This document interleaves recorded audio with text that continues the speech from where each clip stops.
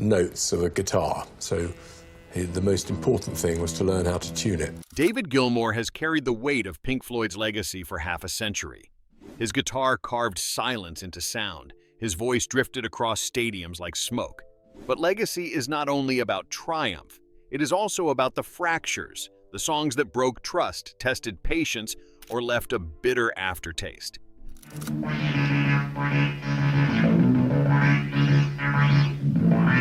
For every masterpiece that defined an era, there were moments he resented, songs he called misguided, lyrics that clashed with his instincts, arrangements that stretched belief until they snapped. These were not minor disagreements. They were wounds that stayed open, reminders of battles fought behind the music. Pink Floyd was a democracy in name only. Behind the music were battles, ego, vision, philosophy. And though Gilmour rarely lashed out in public, he admitted, at times, that there were tracks he would rather erase than relive. This is not about gossip. It is about craft, principle, and pride. Gilmour hated only a handful of Pink Floyd's songs, but those choices reveal more than any praise. Here are the 6 songs David Gilmour could never forgive. Number 6, Seamus. Among Pink Floyd's catalog, Seamus stands as an outlier, a bluesy, half-joking interlude from Metal. The track featured Steve Marriott's dog howling alongside Gilmour's guitar. Fans dismissed it as a novelty, but Gilmour was harsher. He later admitted it should never have made the record. For him, it was a reminder of what happened when a band lost discipline, when experimentation turned into indulgence. Gilmour rarely disowned songs, but with Seamus, he made no excuses. Recorded casually at his home, it was intended as a throwaway, a private joke among friends. Somehow, it crept onto the album that also contained Echoes, a monumental track of scale and depth. To place the two side by side only highlighted the gulf. One was Floyd at their most transcendent.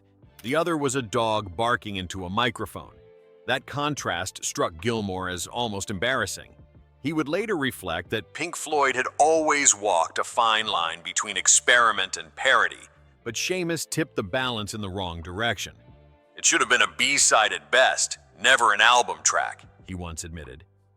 Part of Gilmour's frustration came from context. Metal had been a turning point, proof that Pink Floyd could transcend their post-Syd Barrett uncertainty and create music of grandeur. To follow Echoes with a novelty blues undercut that achievement. Gilmour knew albums lived or died on cohesion, and Seamus broke the spell. Though lighthearted in conception, it became a burden in retrospect. Gilmour feared it fueled the perception that Floyd indulged themselves at the expense of their audience. "When the joke becomes the headline, the song has failed," he later remarked. In the end, Seamus wasn't just a misstep. It was a lesson carved into vinyl, that even brilliance can stumble, and one careless track can haunt a legacy. Number 5, Corporal Clegg. From A Saucerful of Secrets, Corporal Clegg was Roger Waters' early attempt at an anti-war satire. With kazoos, chaotic arrangement, and dark humor, it marked one of the band's first explicit political statements. Gilmour, who had just joined Pink Floyd, considered it a misfire, too clumsy in execution, too blunt in tone. To him, it trivialized its own subject matter and stood out as one of the weakest entries in the band's early canon. Gilmour's discomfort stemmed partly from timing. He had only just stepped into the band, inheriting a legacy left fractured after Syd Barrett's decline. He wanted Pink Floyd's music to carry weight. Instead, Corporal Clegg felt cartoonish, almost flippant. "It was an anti-war song, but done in a way that undercut its own message," he later admitted. While A Saucerful of Secrets contained moments of evolution, tracks like the title song pointing toward the epic structures to come, Corporal Clegg was a jarring detour. Its kazoo-driven chorus sounded less like satire and more like slapstick. For Gilmour, this clash of tone wasn't just awkward, it was dangerous. It risked defining the band as unserious at a time when they were desperate to move forward.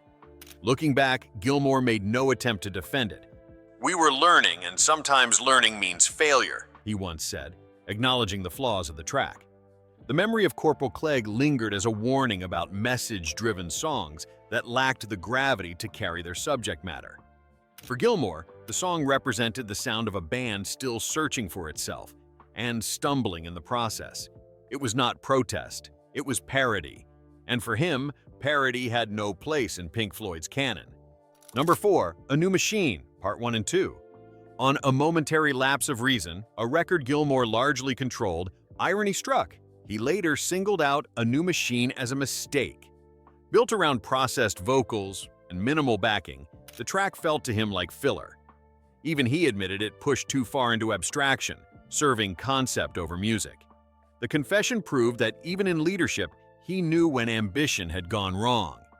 The track was designed as connective tissue, bridging other parts of the album's narrative. Yet its execution left even Gilmour unsatisfied. Standing alone, it lacked melody, harmony, or instrumental weight. "I thought it would sound futuristic, but in the end, it just sounded hollow," Gilmour once reflected. What stung most was that the criticism didn't come only from outside. Fans and critics alike questioned why it was included, but Gilmour himself often led that critique. To him, the song embodied the risk of concept overtaking craft. He had worked hard to prove Pink Floyd could survive without Waters, yet A New Machine revealed the cracks in that vision. The processed vocals were meant to symbolize detachment in the modern world, a theme Gilmour cared deeply about. But instead of elevating the record, the piece felt like an unfinished sketch. It lacked the emotional connection of his guitar, the warmth of a melody, the atmosphere that had defined Floyd's strongest work. "Sometimes the idea is right, but the execution is poor, and this was one of those times," he conceded. In retrospect, Gilmour's honesty about its weakness gave the song a strange kind of legacy. It became less a track than a cautionary tale, reminding listeners that even bold experiments must still resonate as music. For him, A New Machine was not just an error. It was a marker of the thin line between vision and vanity. Number 3, The Grand Vizier's Garden Party. Nick Mason's extended percussion piece on Ummagumma was an experiment Gilmour privately dismissed. With its flute interludes and drum showcases, it tested the patience of even devoted Floyd listeners. To Gilmour, it represented the perils of unchecked freedom, when each member's indulgence overshadowed the collective vision. The idea of Ummagumma had been to showcase each band member individually, to let them express their own creative instincts. But while the others offered varying degrees of songcraft, Mason delivered a sprawling avant-garde suite of percussion textures, flutes, and effects. For some, it was daring. For Gilmour, it was an indulgence that pulled Floyd away from their true strengths. "It was more an experiment than a piece of music," Gilmour later reflected. Part of Gilmour's frustration came from how the record was received. Ummagumma was ambitious in concept, but fractured in execution, and the Grand Vizier's Garden Party symbolized that division. While Gilmour was searching for cohesion and emotional impact, this track seemed detached, as though Pink Floyd had forgotten the audience entirely.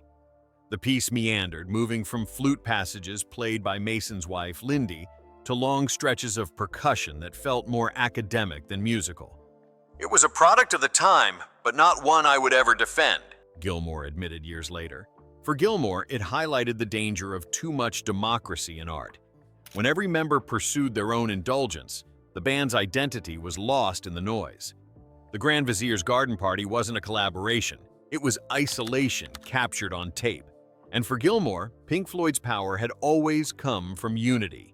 The track may have been Mason's canvas, but to Gilmour it was proof that freedom without direction risks leaving only emptiness behind. Number 2, On the Run.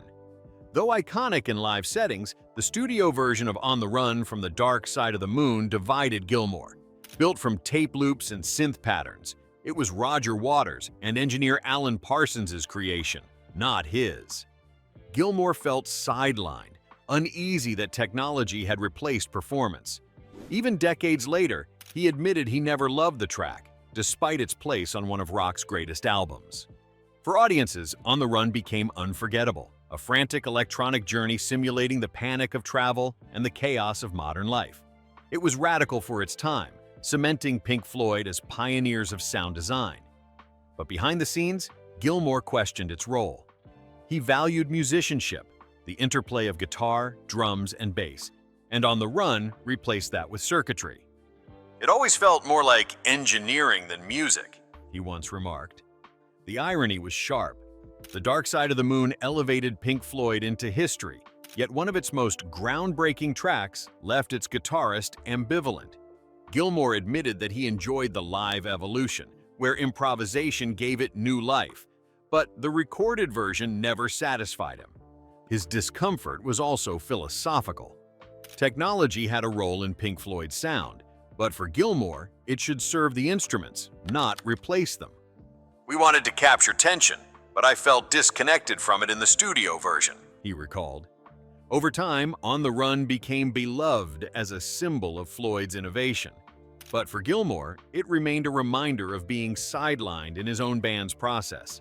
The song raced forward at breakneck speed, but he never truly felt it carried him along. Number 1, A Spanish Piece. Hidden on More, this brief flamenco-inspired sketch carried Gilmour's own guitar, but with a mocking, drunken, spoken-word overlay. He later confessed he loathed it, calling it a misguided joke. Among the Floyd canon, it was the one song he openly regretted recording, proof that even a master's catalog carries blemishes. The track emerged during the band's early foray into soundtrack work. More was an experiment, a chance to test textures and moods for Barbet Schroeder's film. Yet, while most of the record offered atmospheric or psychedelic pieces, A Spanish Piece seemed more like parody than performance. Gilmour's guitar carried promise, but the slurred voiceover reduced it to novelty. "It was meant to be playful, but it ended up feeling insulting," Gilmour later admitted. Unlike other missteps, A Spanish Piece left him with a rare sense of embarrassment. He had tolerated experiments like Seamus or Corporal Clegg as part of the band's uneven growth, but this one bore his direct imprint. It wasn't just that the song failed, it was that his guitar, the very instrument through which he shaped Floyd's identity, was buried beneath a joke he couldn't stand behind. The contrast was striking. On the same album, Floyd delivered haunting tracks such as Green is the Color and Cymbeline, music that expanded their sonic world. Against that backdrop, A Spanish Piece stuck out like a careless afterthought. "I'd erase it if I could. It should never have been released," Gilmour once remarked. In the end, A Spanish Piece became less a song than a confession. For Gilmour, it stood as a personal reminder that not every experiment deserves daylight. Even legends are forced to live with the tracks they wish had never left the studio. Pink Floyd's story is one of triumph and tension, genius and fracture. For David Gilmour, the songs he hated most were not just musical disagreements. They were signposts, moments when the balance tipped too far, when experiment clouded clarity, when pride strained against purpose. These tracks remind us that even within brilliance, failure is inevitable. No legacy is immaculate, no catalog flawless. What matters is the honesty to name the missteps and the courage to keep creating despite them. In Gilmour's Confessions, we glimpse the fragile machinery of a band that defined generations. Every mistake sharpened the contrast of their masterpieces. Every regret deepened the weight of their triumphs. It is a reminder that art is built not only from what is loved, but also from what is rejected and left behind. Which of these songs do you think deserves its place, and which should have been buried in silence?